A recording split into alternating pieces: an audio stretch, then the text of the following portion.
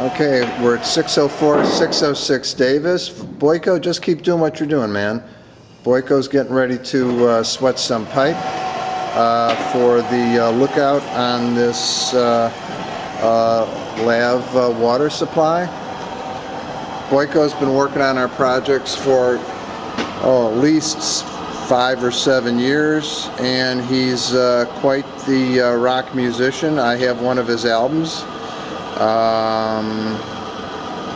And there you go. Let's just see what he's doing here.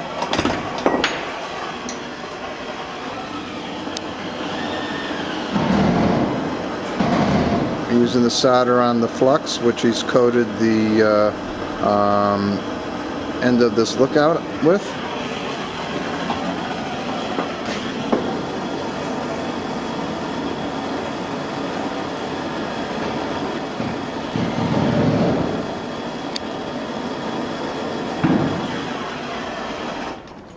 There you have it. Look into the camera a second. Let people see what you look like, Boyko.